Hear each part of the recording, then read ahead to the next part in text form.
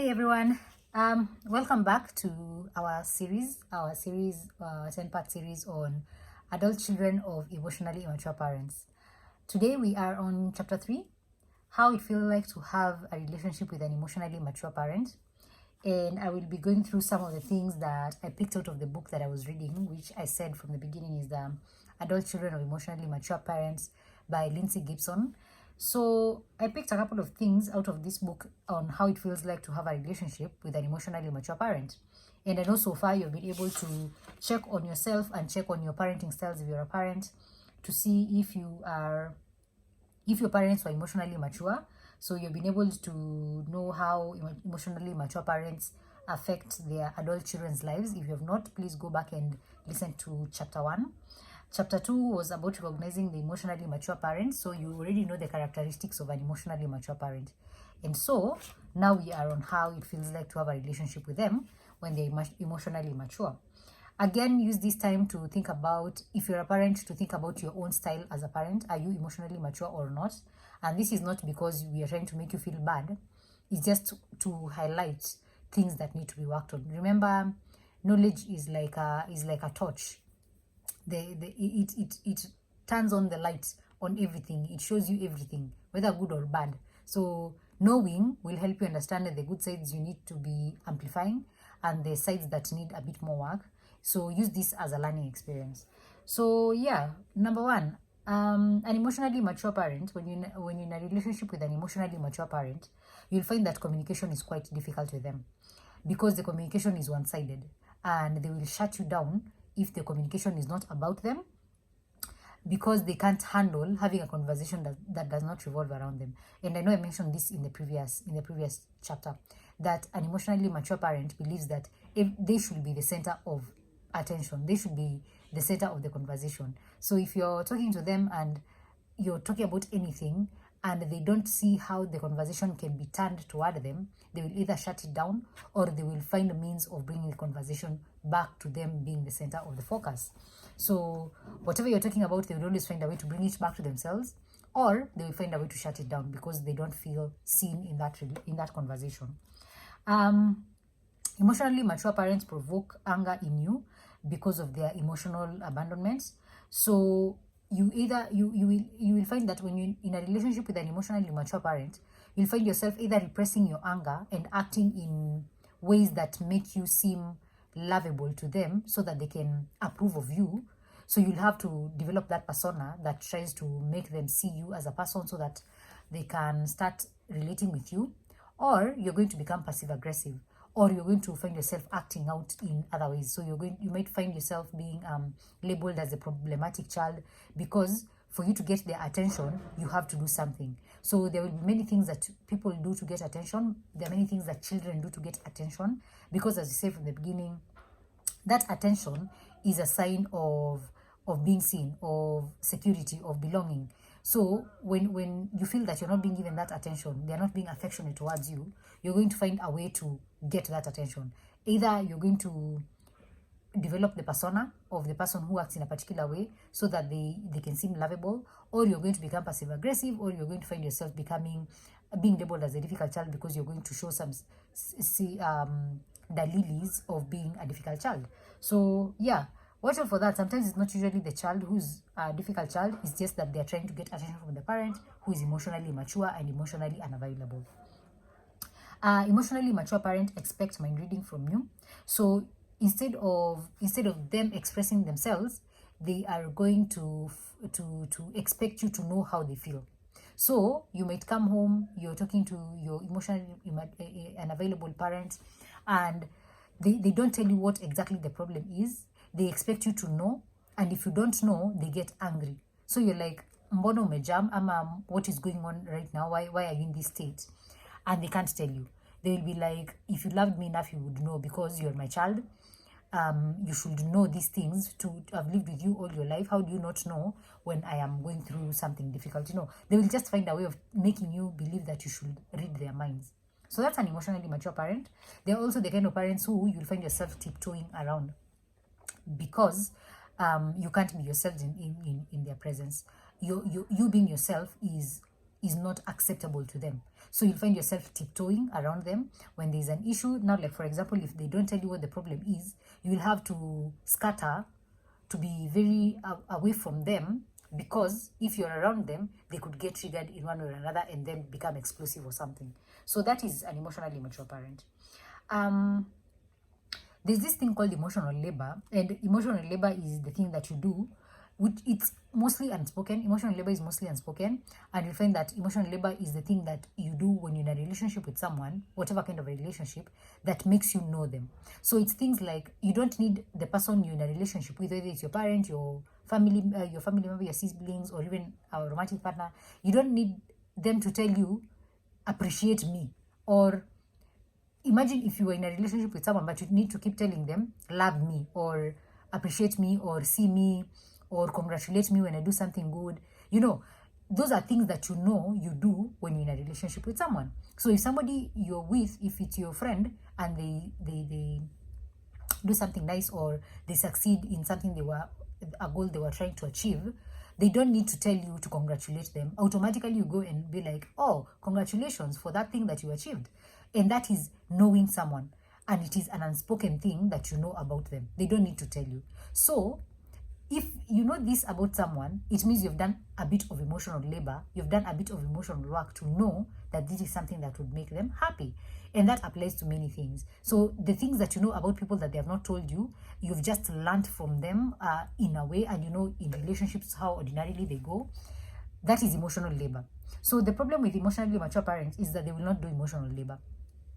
They will not motivate you. They will not show that they care about you. They will not show that they want you around. You'll always feel like there's something lacking when it comes to, it's like they don't know you. It's like they don't see you. Nikama, you guys are strangers. Because emotional labor is that thing that helps you become even more connected without having to say. You know, so it's the thing that helps you develop intimacy, because you know someone without them having to say. Unajua how, I don't even know how to explain this thing. Like it's so fundamental to a relationship that emotional labor is done, because it's a glue that helps you feel connected in a relationship. It's those unspoken things. And if you're with an a parent who is emotionally immature, they will not do that emotional labor. They will not bother to know you. They will not bother to show you that they care about you. So think about that deeply. Read more about it. Utaona that it's a thing. An emotionally mature parent is also somebody who is very difficult to give to, like to be present for. So an emotionally mature parent might bring up an issue, aseme, I'm struggling with this particular problem, this is where I am. They might even get to a point where they're able to open up and tell you what they're struggling with. But then there are also the people who will not accept help when it's given, or helpful suggestions, you know. So you'll tell them, oh, I understand what you're going through. Maybe you'll get to a point where you can see a solution, an obvious solution that they could use to solve their problem, but then they don't take it. They will go back and be like, no, that will not work because of this. They'll always find a way to not accept that help that you're giving them. And then eventually, they'll be like, oh, you see, I've been struggling. Hata hakuna mtu ananisaidianga. You know, like they'll find a way to just make it about themselves. Emotionally mature parents will just, they're difficult to give to. They're difficult to show love. They're difficult to be present for. They're difficult to be with them in their time of need, because they will find a way to shut you out. They will find a way to shut you down. They resist, emotionally mature parents will resist relationship repairing attempts. So they're the people who want instant forgiveness and for things to go back to normal. So let's say, for example, an emotionally mature parent offends you in one way or another, and then you explain to them how they've offended you. They will listen, and then they'll be like, but you should, kwani uja forgive hadi sahi, ama they'll just find a way of making it seem like you're taking too long to forgive them. You're taking too long to go back to how things were. But you know, with forgiveness and with repairing relationships, it takes time. You don't instantly go back to the way you were before. It takes time, and things don't always go back to what they were. Sometimes they can become something entirely different. Your relationship can get stronger through a crisis. But for them, they're like, why are you not forgiving me instantly? Why does it take so long for you to forgive me when I do something wrong? You know, so they don't want to trust the process of relationship repairing. That's a tongue twister. They don't trust that process. They don't want to take the time that it takes. They don't want to sit with those uncomfortable feelings. They don't want to sit in that place where you are unsure of how the relationship is going, because for them that is too uncomfortable. They don't know how to deal with these emotions, and so for them it's a very difficult thing to trust the process of relationship repairing. So yeah, that's an emotionally immature parent. Emotionally mature parents don't see their children as individuals outside of them. They feel like their children are extensions of themselves. So they don't see individual differences and they don't respect them. As I had said before, for them, they expect you to make them feel good about themselves, because if you achieve something, it is a reflection of them. They have never differentiated between you and them. They believe that everything that you do and everything that you are is a reflection of them. And so if there's a difference, an individual difference between you and them, it's a reflection of them. They're like, you can't be that different. You're either going to embarrass me or you're embarrassing the family, because for them you are an extension of themselves. So if they're angry, they expect you to somehow be angry with them. If they're happy, they expect you to be happy with them. They don't expect any difference in opinion, difference in feelings, difference in anything really. They expect you to be just like them. And so it's very difficult to have a relationship with them, because remember, again, as I said before, we are all individuals. Everybody has their own personality. Everybody has their own way of being. Even if your parent is part of your life, you cannot be them. And if you're a parent, you should not expect your child to be a mini you like that. You need to give your children room to be themselves. So think about that. If your parents expect you to feel good about themselves all the time, that could be a thing. Again, tied to that point is that the parents, because they have not differentiated completely from you, they believe you're an extension of them. Their self-worth and their self-esteem is attached to your behavior, to your compliance, to whatever you are. So if you do something that is perceived to be wrong, they feel personally attacked. They take it personally. It's on them. If, for example, the child is struggling with baby academics, they take it upon themselves. They're like, it's me, I'm the problem. How can my child be struggling? They should not be struggling. I'm giving them everything that they need. They take it upon themselves. They don't understand that you could be struggling because of an individual difference. So their self-worth is tied to your compliance. That's why they need you to act the way they tell you to act. And they get angry if you don't do the things that they want you to do all the time. If you don't become like them, they get angry, because their self-esteem is attached to your behavior, to you as a person, because they believe you're an extension of them. I hope you're seeing how these things are connected. Emotionally immature parents have this thing called role entitlement. So because they're parents, they demand respect. First of all, they don't believe that respect is a two-way thing. You know how respect is a two-way thing. They don't believe that. For them, respect is, you're the child, you respect me, I'm your parent. No questions asked, no time to debate, no time, it's not a dialogue. I'm the parent, you do as I say. I am the head. You're not going to defy my orders. This is my house, you're under my roof. Hakuna kudiscuss, They are an authority by themselves, and so they demand respect because they believe they are the authority. Why would you not listen to them? Why would you not do the things that they're telling you to do, since they know better for you? They're your parents. That's how they operate. They don't see you as an individual with your own individual mind. And then other than them demanding respect, they expect you to exempt them from your boundaries and to not hold them accountable. So here's what I mean. If you have a particular boundary, let's say, for example, a boundary around being touched. You don't want people giving you unnecessary hugs, people you have not approved of giving you unnecessary hugs. For them, they'd be like, I'm your parent, I have to give you a hug by force because I'm your parent. So they don't see how you can have boundaries for them. They're like, I'm your parent. There's nothing like boundaries. They don't understand how you want them to knock on your door when you're in your own room. They're like, this is my house. Why would I knock on my own door? They don't see you as an autonomous person. They don't see you as an individual. They see you as an extension of themselves. I think that is the point I'm trying to drive home. And so they also don't want to be held accountable. If they offend you, if they do something wrong, They do not expect you to hold them accountable to that. They do not expect you to be like, you hurt me, you offended me, you did this or the other, and I am asking you to take responsibility for this particular thing that you did. They don't see that as a thing. They're like, Z, I am your parent. I do not get to be measured by the same scale. I do not get to live by the same rules that you apply for other people, you know. So for them, they have this place that they hold in your life, and they expect to be treated like the gods that they believe they are. So think about that. I don't know if you have parents like that. Think about that. Think about that a lot. There's this other thing called role coercion that I came across in this book. And so role coercion is where an emotionally mature parent expects you to act in a certain way, or if you don't act in the way that they want you to act. See, they've told you how they want you to act. So if you don't act in that particular way, they are going to shame you or guilt you for wanting different things, and they will not allow you to have the independence to choose. So if they find that they cannot stop you from making these different choices, because now you're an independent person, maybe you've grown up, you don't live with them, you don't depend on them for anything. They realize that because now they no longer have that much power over you, the most they can do is go psychological on you. So they will shame you and guilt you for wanting the things that you want, for liking the things that you like, for being the person that you are, for doing the things that you do. Because when they realize you're no longer in a place where you depend on them for things, yeah?